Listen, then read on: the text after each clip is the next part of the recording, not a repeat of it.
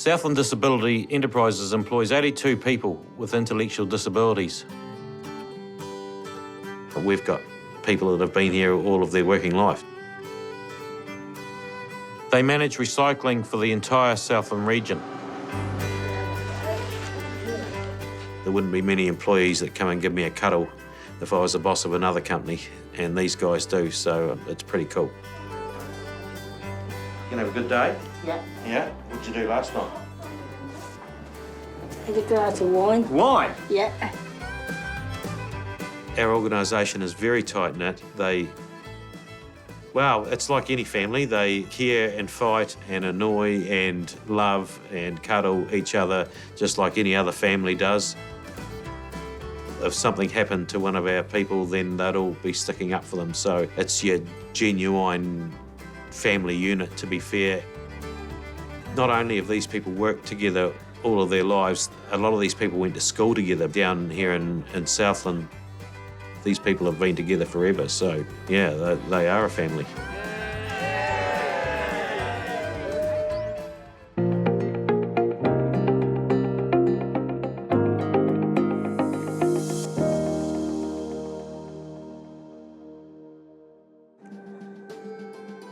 I'm Mary Ellen Joyce. I live in Invercargill. I work at Southland Disability Enterprise. Get up, have a shower, put my contacts in, and get my breakfast ready. Clean my teeth, get ready, go out to the bus. We employ 82 disabled people and 20 plus mainstream employees. Predominantly, our disabled people have an intellectual disability. No. 55. And that's my room. There was TV. That thing. Rugby. Oh, bless you. That's me in the workshop.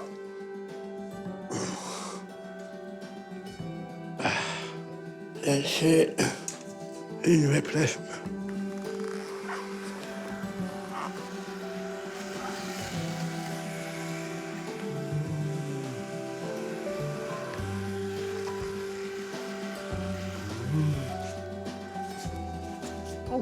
Oh, we nearly forgot your key. Wonder where we put your hat. How'd you get onto the whiskers? They all right? Yeah. Good. Neville, he very seldom says he's not going to work. But you don't get him staying home more than one day. After that, it's back to work.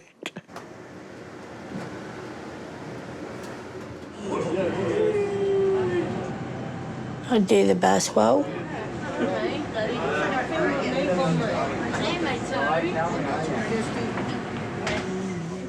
Like working there.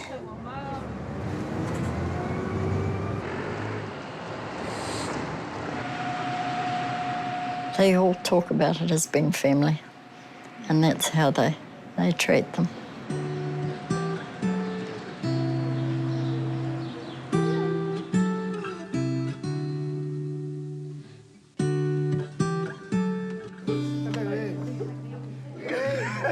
Send you off. I think he likes to think he's done what the other members of the family have done. He was very thrilled, but the important thing to him, he had done things the family had gone to, and that was just as important as any of the achievements he made, because he's doing what the others are doing or have done. Yeah. Gone to work. They all feel, although they're contributing, that they're of some value. That's really probably a highlight as far as they're concerned. In the past year, We've been under threat of losing a major contract, putting all of these jobs at risk. Our main contract is with WasteNet, which is the 3 councils in Southland, and we sort their recycling.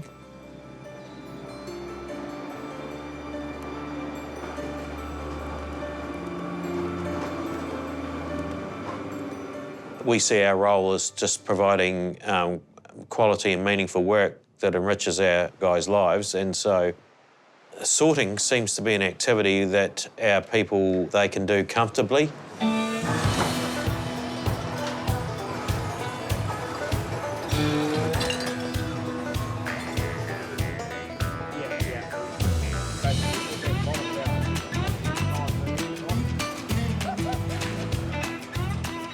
This area is the plastic sort, so each person's got their own different product that they need to be getting out of there, from milk bottles, clear PET bottles, coloured bottles, then the mixed plastics and aluminium cans, so each person's sorting their own product.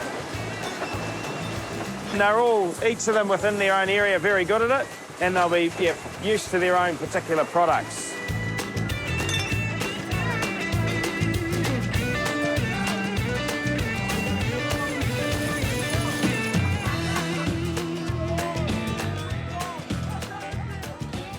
I take away sorting off. Clay bottles and plastic bags. Good. Mary Ellen works up on the line. She's been there over 20 years. She went there from school. She's really happy there.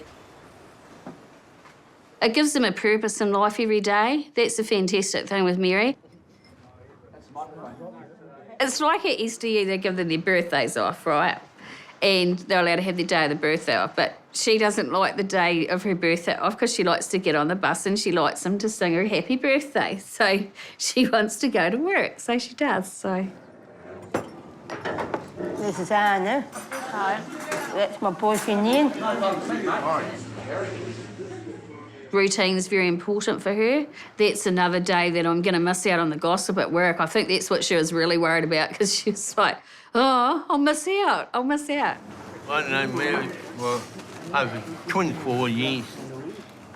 Maybe we've found our niche. Along with that is the ability to, with the different types of work that we've got, is to move our people around to suit their needs or to apply a task that suits them.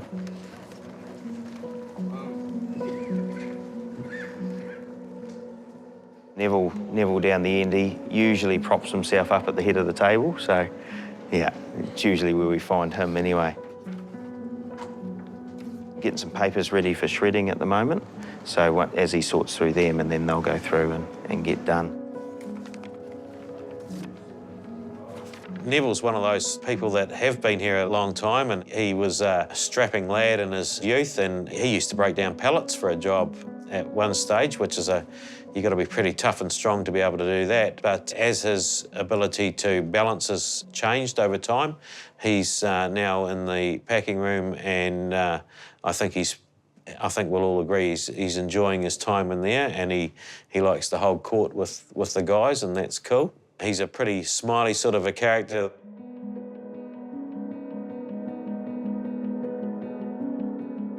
We're going to progress through from this album, take all these pages out and put them just over here in the meantime, because I want this big folder. That one can go over, that's more of the same bloke, isn't it? Yes, ma'am. He won't tell us anything about work. You might get more out of than what we would, but what happens at work stays at work. And he's very much that way. If you ask him what he did at work today, he'd say this and that. Did you paint the roof? Yes, we finished it. Tell you anything. Neville's now 55. He was born with Downs, and he had cerebral edema when he was 2 days old, which put him in hospital for a month. And then they didn't know if he was going to survive or not, but He was a tough little character, and he had a lot of illness in the first 5 years, a lot of breathing and lung problems. And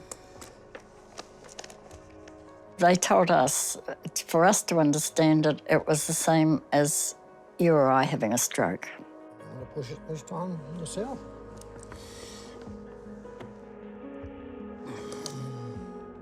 Neville loves poking through photographs.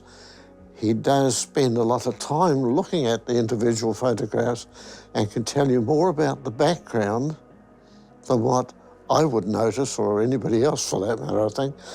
And he loves to ferret through them and just see what's there. He'll sit for ages just occasionally passing me something or just looking at what's going on. All their family, just right, kiss, Virginia.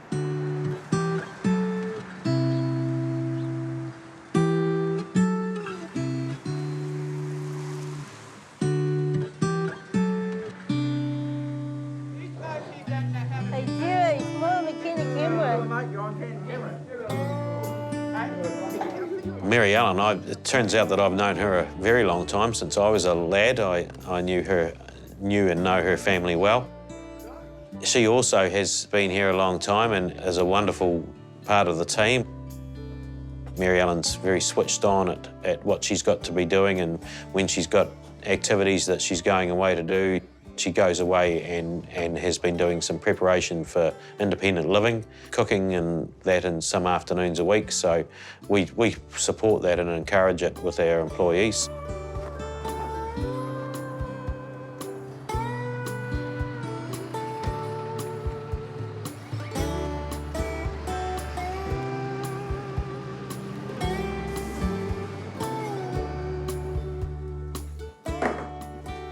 G'day, Joycey, how are you? Good.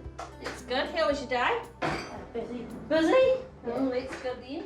Mary Ellen was born on my 10th birthday, so her and I are exactly 10 years to the day, our birthdays. So if you grab the cheese out, Mary, and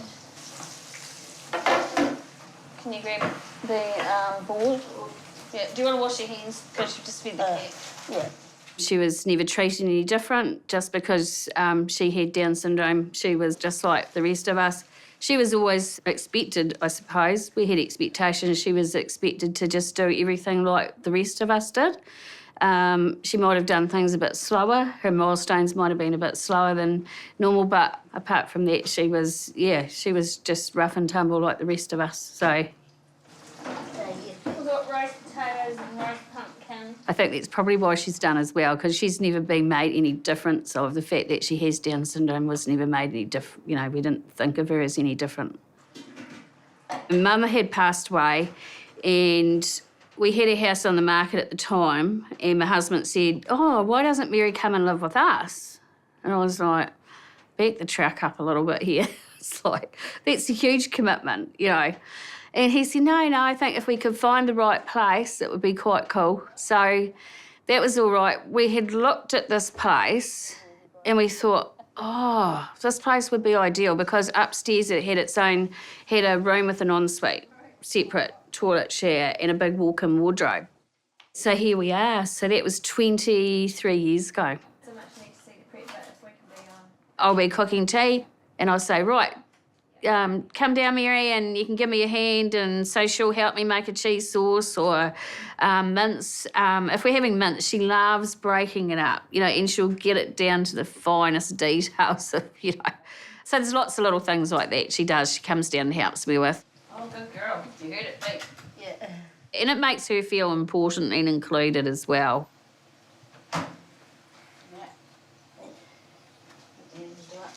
We want her to sort of get into a space where we can her go fletting, but in a supportive environment with someone coming in maybe in the mornings to check on her to make sure everything's done, and then in the evenings make sure that tea's sorted or whatever, you know. No. Come on, out of the kitchen. She's not allowed in the kitchen because we nearly trip over her, don't we, Mary? Yeah.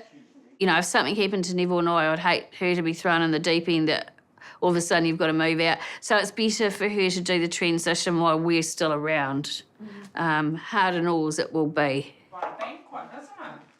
It's always been in the back of our minds, I suppose, but it's always like, oh, you know, if that's too hard basket, we'll just leave that at the moment. Yeah. It was. It's hard doing it as a sibling and having cared for her for so long, but I think from a parent's perspective, if you are an older parent, yeah, it would be pretty difficult.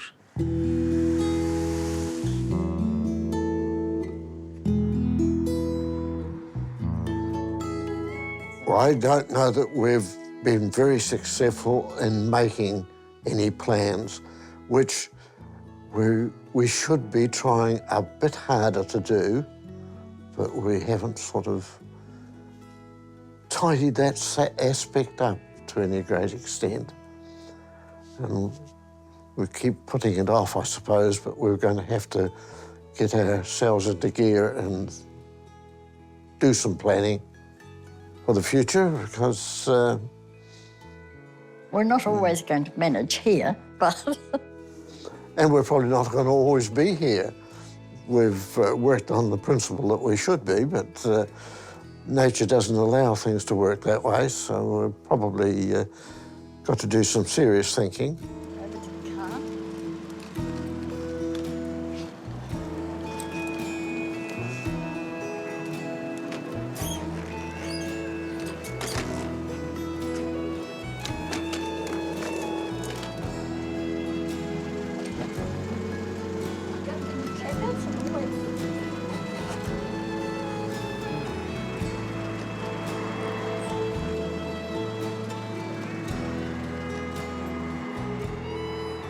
And I've had some good surgeons because I've had cancer 3 times, so I think I've been lucky.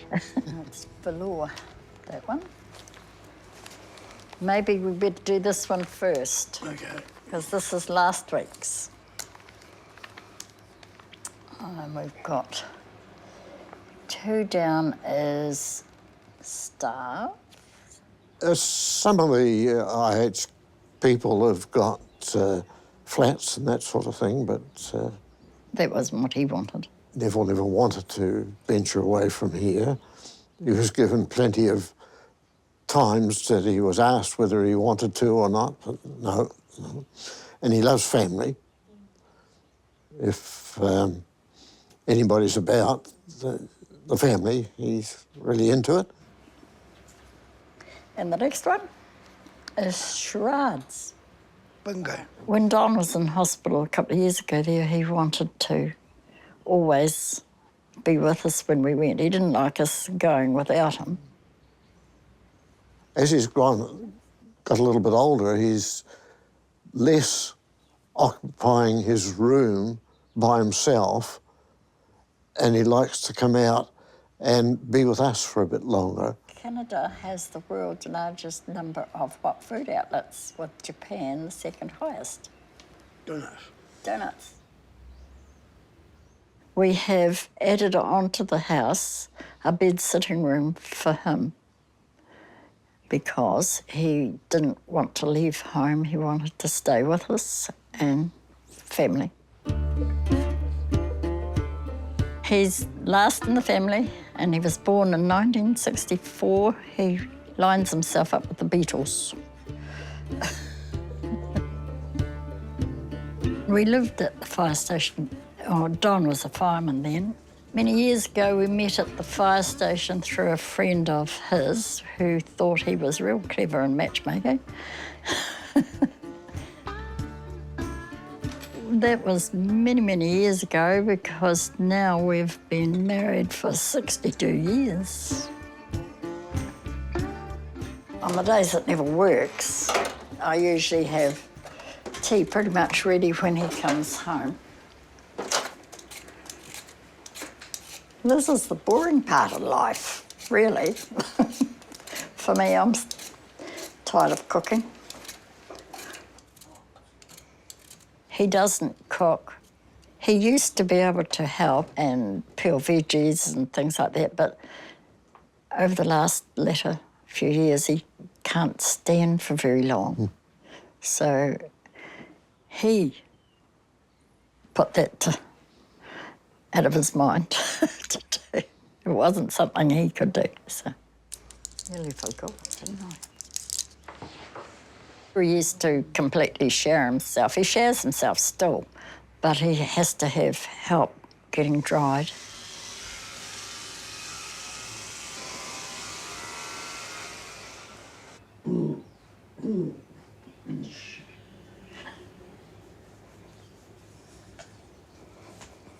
He has spinal stenosis, which is his vertebrae is breaking down and pressing on the nerve that goes up his back to his brain, and it refers back to pain, and this is supposed to help relieve it.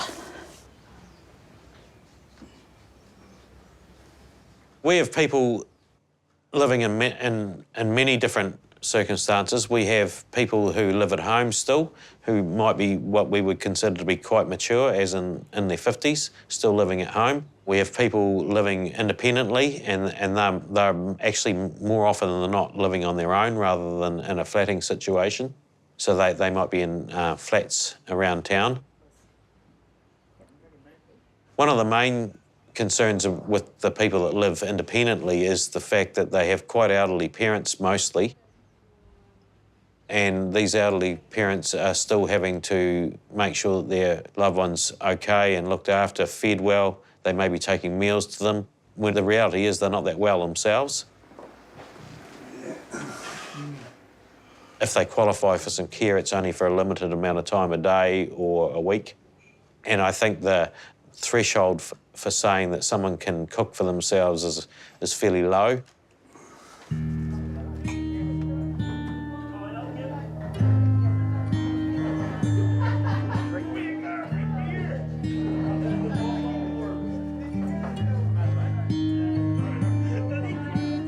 Work pretty hard to try and give our guys a meal as often as we can at lunchtime.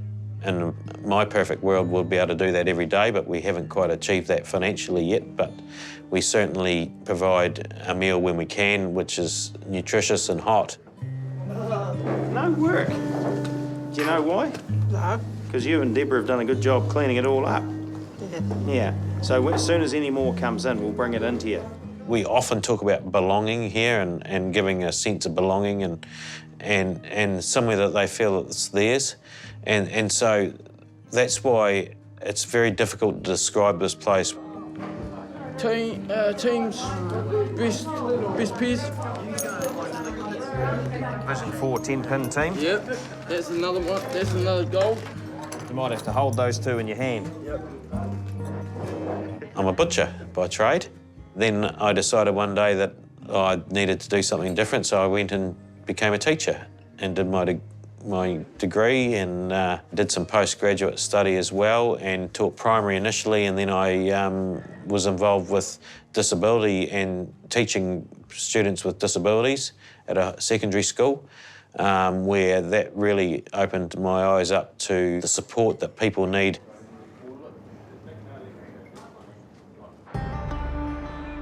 They're often spread out around the town and find it difficult to go and see anyone and interact socially. They finish work on a Wednesday and the SDE bus drops them off at bowling. Mary's always loved 10-pin bowling. Every Wednesday night for years, that's been her thing.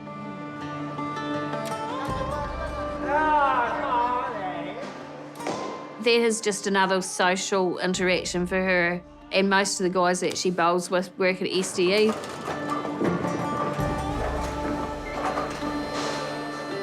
It was very cool I think it was last year she went to Nationals. She'd never been before, but went away to Nationals and for 10-pin bowling, so throughout the whole New Zealand, loved it.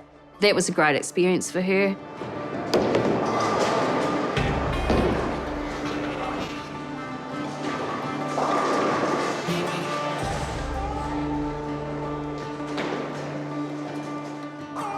He won't play off a ramp because he wants to still bowl, but I have to take his ball up to where he's going to bowl from because he can't keep balance, and sometimes you think he's going to go for a roll down with the ball, but he doesn't.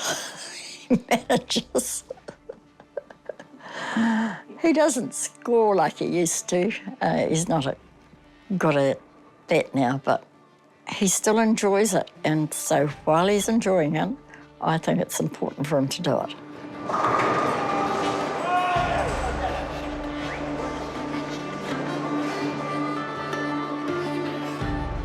Mary, she is a wee social butterfly. Well, more in the school holidays I like to do stuff with her because I normally like to have her off for a week if I'm home, Neville's working. So we go and we'll go out for coffee or we'll go and get our nails done. Cheers. It's nice, isn't it? Actually, what we might do is get one of those frames that you can put like several pictures in, and we might do up a one for you, just of Fiji for you to have in your room. That would be cool, wouldn't it? Yeah. Because we just... The thing I want to is to be able to be a sister to her, not a carer. And that's really important as well, because at the moment I'm a carer, so like to be able to be her sister and have that special relationship back would be good. That was one night before dinner, wasn't it, Mary? Yeah. Was that... Hey, did we go Asian restaurant that night, Mary? Yeah, we did, yeah. We always struggle to get people to understand those sorts of sentiments and actions. It's not that people don't want to understand, it's just that when you're not around disability all the time or vulnerable people or you know, those sorts of demographics, people just don't need to understand. Even our new employees, when they come to work here, our mainstream employees that I can tell have some empathy but haven't worked in this space before, it's like we've opened up a whole new horizon of life. As you usually do, or did you go quiet today and shy? No, I'm not shy. Anyone who leaves here, no matter how long they've been working here for, would leave here a more understanding person about disability and vulnerable people.